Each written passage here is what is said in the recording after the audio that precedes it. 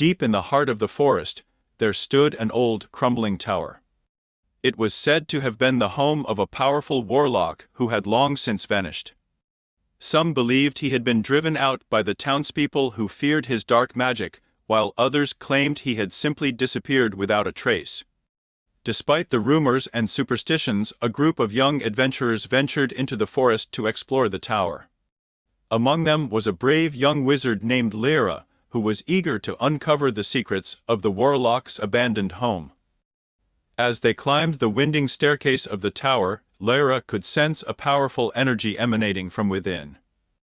It was as if the very air was charged with magic, and she could feel it tingling on her skin. Finally, they reached the top of the tower, where they found a large ornate door.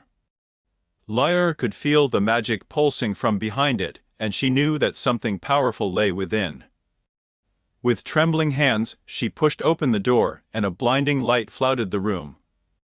As her eyes adjusted, she saw a figure standing in the center of the room, surrounded by a circle of glowing runes. The figure turned to face them, revealing the warlock himself.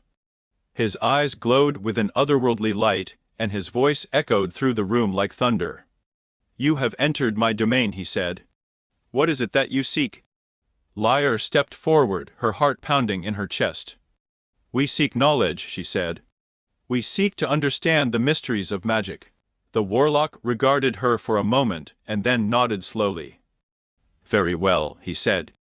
"But be warned, the path to true understanding is fraught with danger." He gestured to the circle of runes at his feet. "Step inside," he said, "and let the power of magic reveal its secrets to you." Without hesitation, Lyra stepped forward, and as she crossed the threshold of the circle, she felt a surge of energy coursing through her body. It was like nothing she had ever experienced before, a rush of power and knowledge that threatened to overwhelm her. For a moment, she felt as if she were floating in a sea of magic, lost in its depths.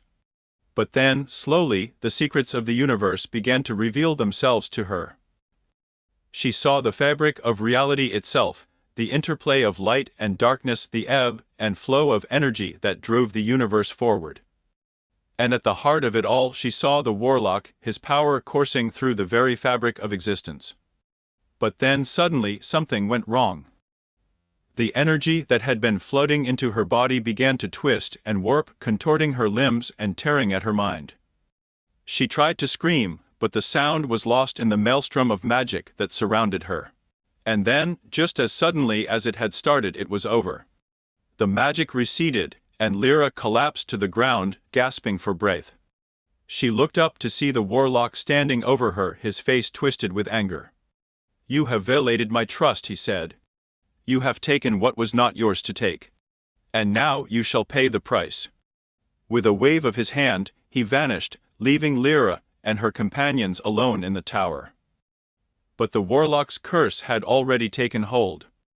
Lyra felt a dark energy coursing through her veins, a power that she had never experienced before. The ground began to shake, and the sky grew dark as Lyra's body contorted and twisted in agony.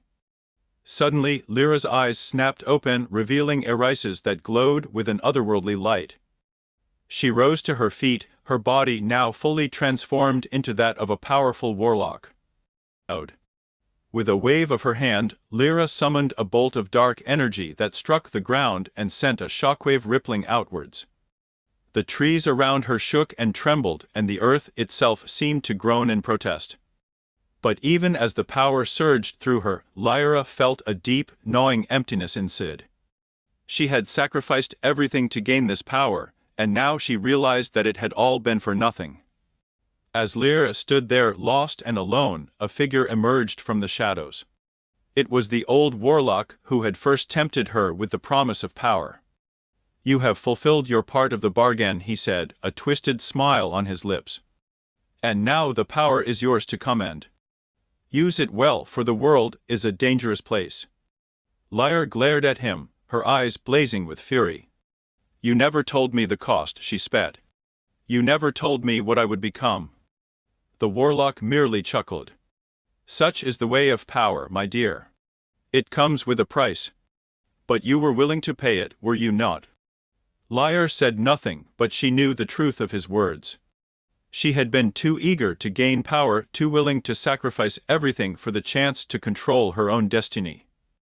Now, as she stood there transformed and alone, Lyra knew that the Warlock's curse would follow her for the rest of her days.